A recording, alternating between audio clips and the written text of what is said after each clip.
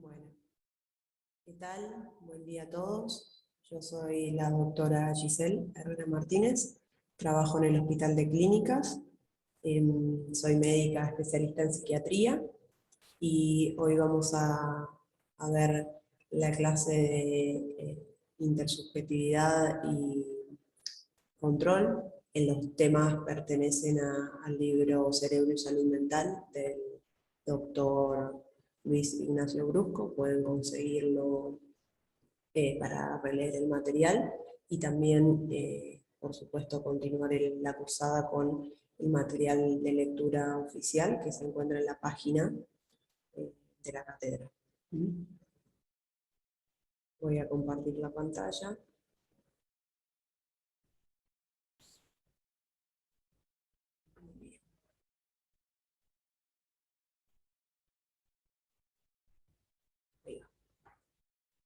Bueno, la clase, como les dije, es de autocontrol e intersubjetividad.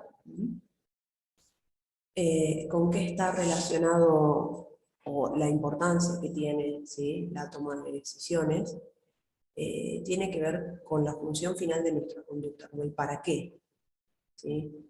Nuestra conducta sería el resultado de la lucha entre la emoción o lo instintivo y la razón, ¿sí? Que eso es una capacidad que tenemos los seres humanos, ¿no? De poder razonar y no solo tomar decisiones o actuar en base al instintivo. El sistema nervioso es un sistema destinado a la toma de decisiones para la supervivencia. Eso es lo que ocurre en todos, digamos, los animales, ¿sí? Nuestro sistema nervioso se prepara, ¿sí?, o reacciona, más bien, para tomar decisiones en base a lo que lo pueda ayudar a sobrevivir, ¿sí?, en el medio en el que vive. Nuestra diferencia es que además de esto de la supervivencia, nosotros tratamos de, tenemos el uso de la razón para poder tomar esas decisiones, a diferencia de los animales. Y la toma de decisiones puede ser a corto o a largo plazo. En nuestro caso, poder decidir cosas en inmediato o hacer proyectos a largo plazo.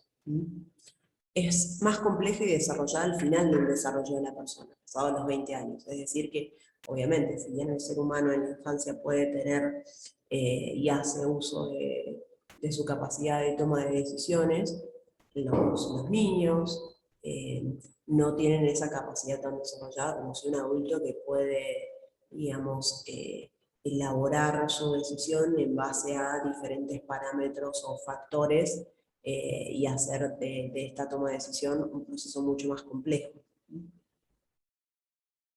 Las partes del cerebro, ¿no?, que están involucradas o relacionadas, ¿sí?, son el lóbulo prefrontal del cerebro, que actúa en la inhibición de la conducta, el sistema subcortical límbico, ¿sí?, más relacionado con la parte instintiva, y tanto las decisiones a largo plazo, que no tienen un área en concreto, usan varias áreas del cerebro y tienen que ver con muchas variables y con la capacidad de la persona de tener proyección en el tiempo, ¿no? Que esto de poder percibir el tiempo es una capacidad también compleja del ser humano. En esto del equilibrio, lo que diríamos es que nuestra toma de decisiones, como dijimos antes, es un equilibrio entre lo instintivo y lo racional.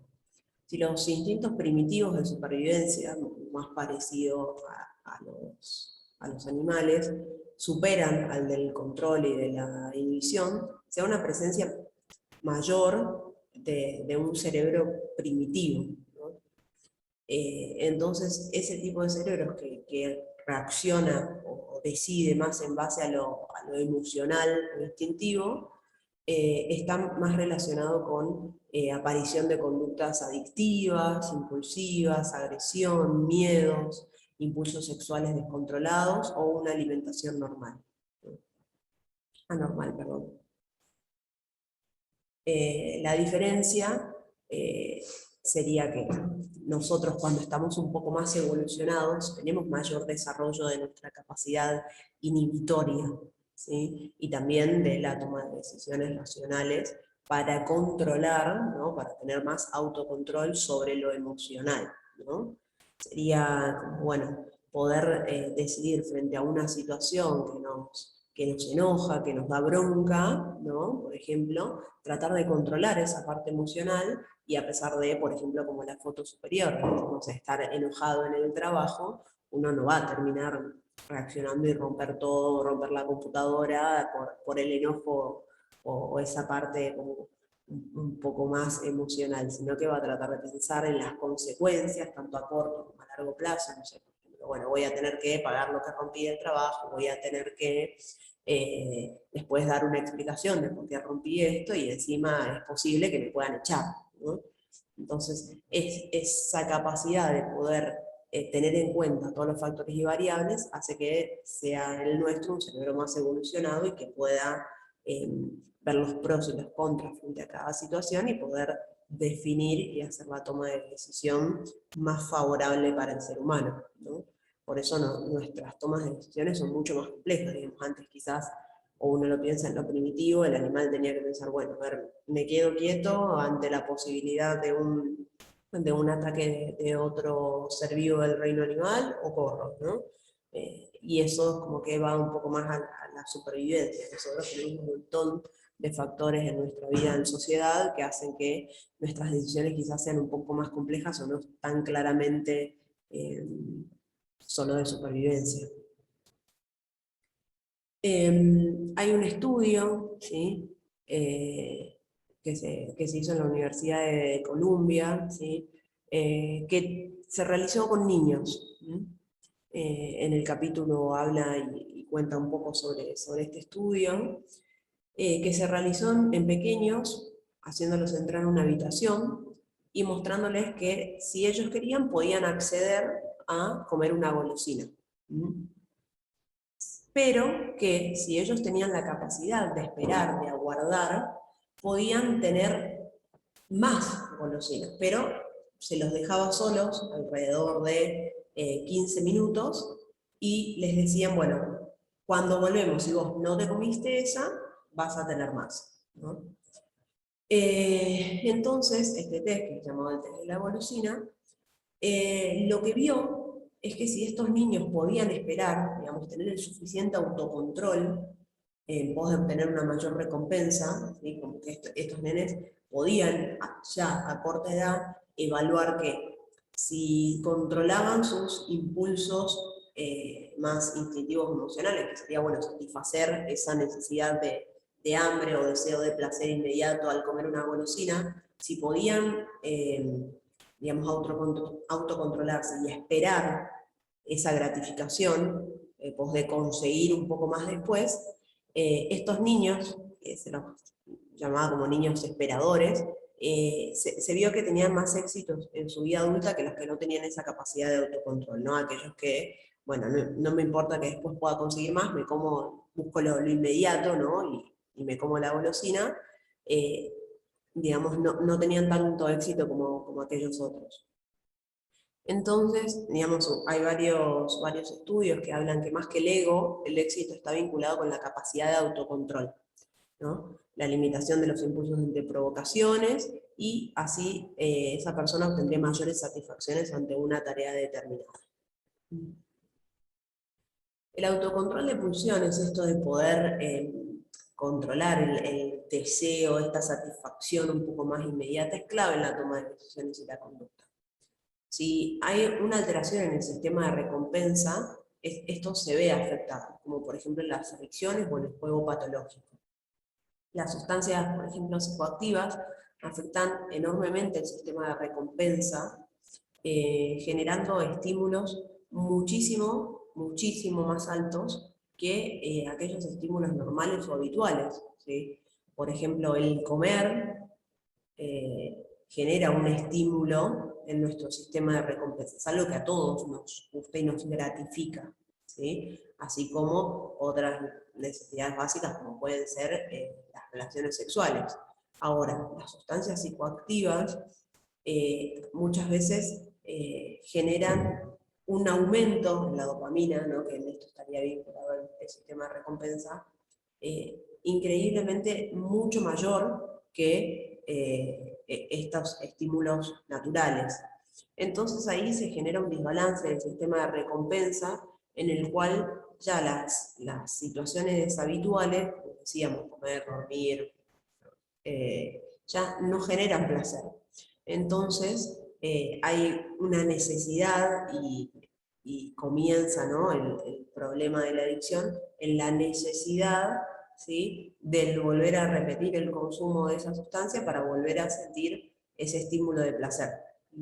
Obviamente después en el avance de la patología adictiva, cuando esto se repite tantas veces, ya después hay una dificultad inclusive para sentir placer y se agotan tanto las reservas en cuanto a neurotransmisores como la dopamina, que ya no le es posible sentir este placer.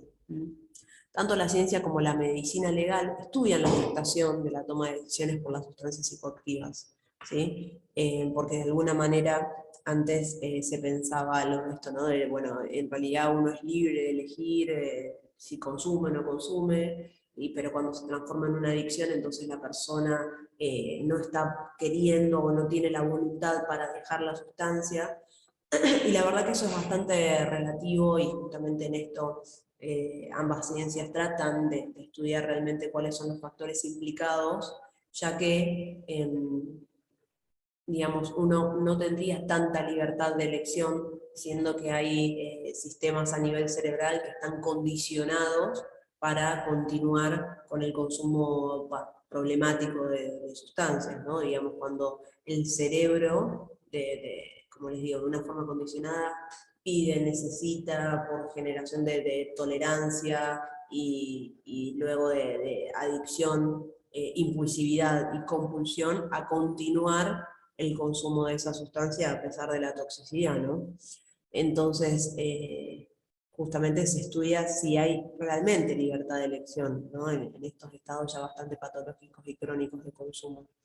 También en cuanto a la alteración de la conciencia que generan estas sustancias, la toxicidad cognitiva que van generando, el deterioro cognitivo, y que esto, por supuesto, que repercute en las decisiones, ¿sí?, de la persona.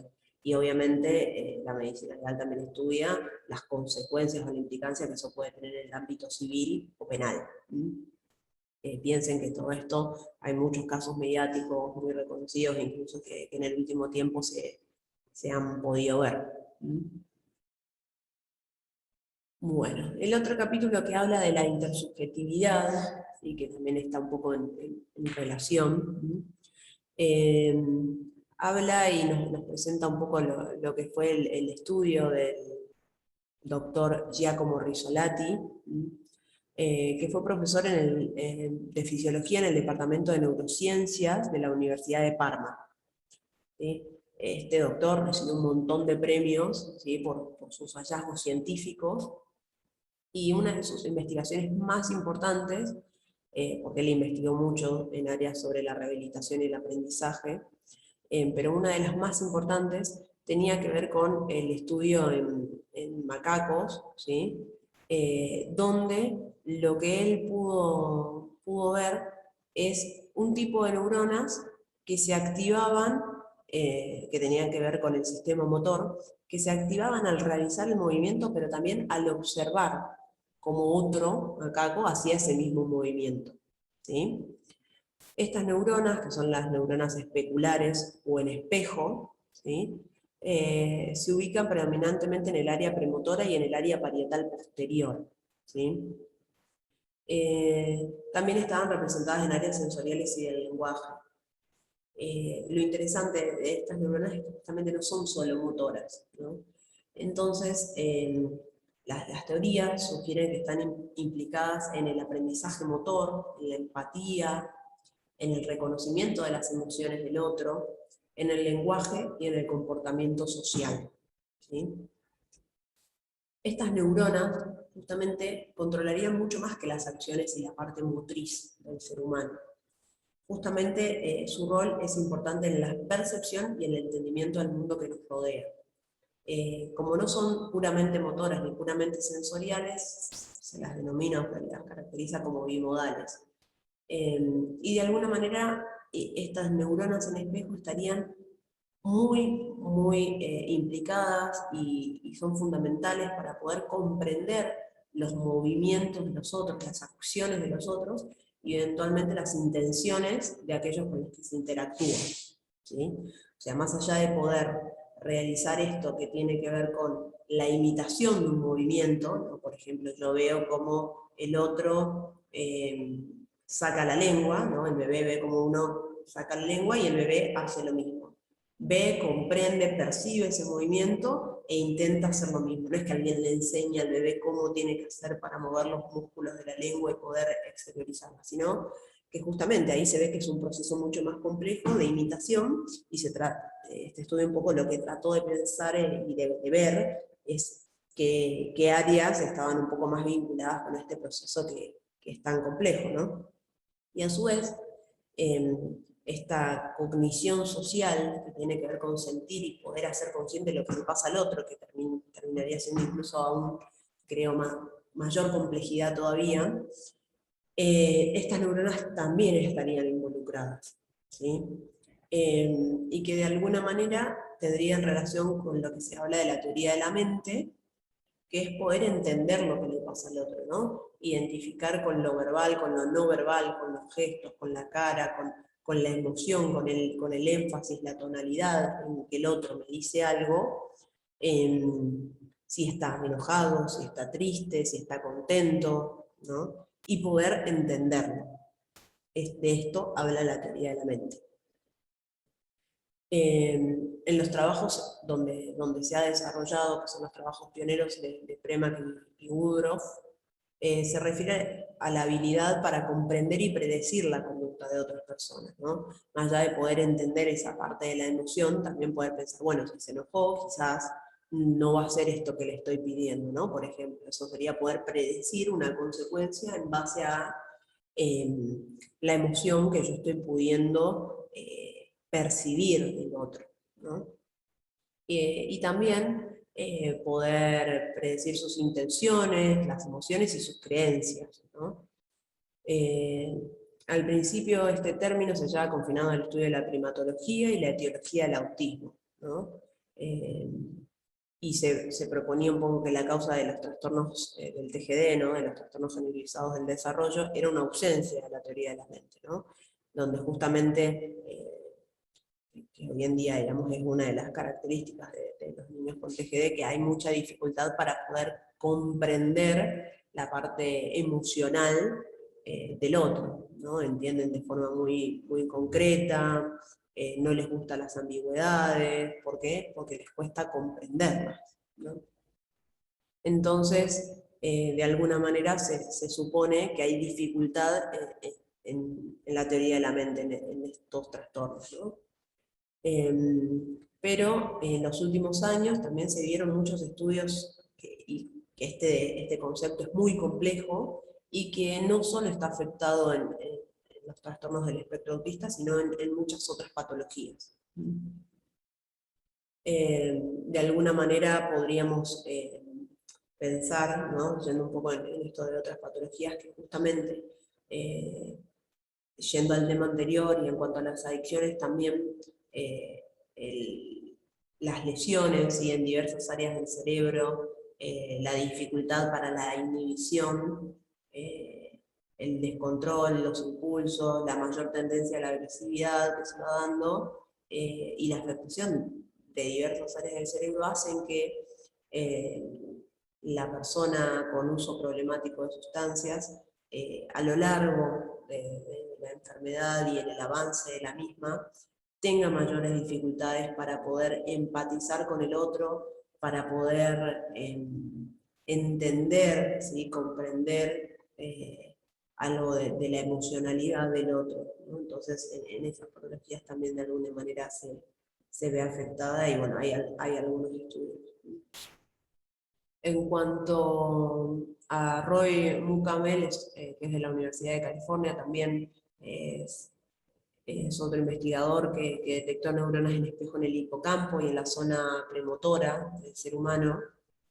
Y bueno, él contaba un poco también que estas neuronas se activaban cuando se piensa en el movimiento, cuando se contempla a otro. Y esto es lo que explicaría ciertas conductas imitativas, que realizamos de forma inconsciente en un proceso de identificación, ¿no?